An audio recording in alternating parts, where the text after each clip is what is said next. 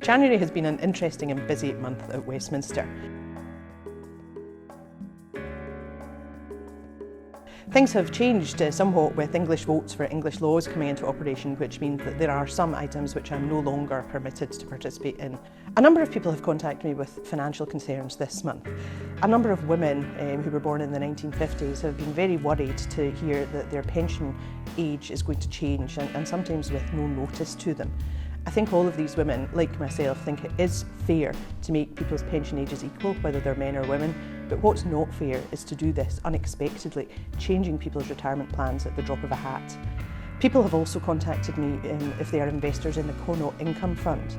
Again, people had invested for their retirement, planning ahead as the government urges everyone to do, only to find that their money had vanished.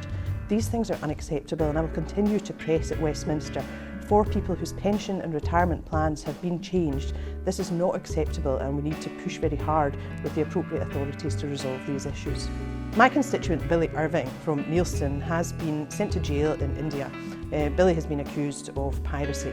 I don't believe that he's guilty of that or anything else, and I've been working very hard to support Billy and his family and to try and secure his release. This is something that I will continue to do in a hope that Billy and his family can be reunited at home soon. In Westminster this month, I was very pleased to be part of a group of MPs who were pushing for a halt to nuclear convoys through the streets of Scotland.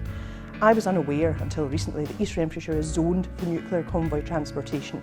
I think that's unacceptable. I would not like us to be in the situation similar to Midlothian, where nuclear weapons are parked up for breaks outside schools. That's not on, it's not safe, and it needs to be stopped. A number of constituents have contacted me who are concerned about the conditions of refugees in camps in Dunkirk and Calais. I've taken these concerns forward in debates in Westminster. I think that the constituents are right. It's unacceptable that people are living in such terrible conditions, particularly at this time of year, and it's having a terrible effect upon their health. We do need to do more. We do need to assist people in these desperate conditions, and I'll try my best to do that. I was very pleased to lead the Holocaust Memorial Day debate for the SNP at Westminster this year. It's a very important topic, and we must remember what happened and learn the lessons of the past. The theme of this year was "Don't Stand By", and I think that's a message all of us can take away. If there is discrimination, if there's racism, if people are being treated differently or badly because they're disabled, because of their religion, we need to stand up and be counted and say that that's not okay, and that's something that all of us can do in our day-to-day lives.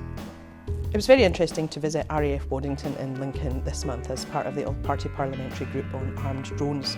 Armed drones are essentially aeroplanes which are not operated by a pilot. They're operated instead by a controller who is remote from the craft. So we can operate them from the UK while they are working overseas. There is not a legal framework which is sufficient for the use of these kind of weapons, and I'm very interested to push that forward to make sure that there is an appropriate structure in place for the protection of people who these weapons may be used against, and also for the protection of those who are using them. This month the Armed Forces Bill went through Parliament, and I was very pleased to be part of that process. I think that it's crucial that as our armed forces are deployed that they can also be expecting the appropriate support from their MPs, and I'm very pleased to be pushing forward for the government to do more on supporting the armed forces personnel who served in the Gulf Wars and who are now suffering from Gulf War illness. If people are being deployed to conflict zones, then it is our duty to look after them when they come back, and that's something that I will continue to pursue.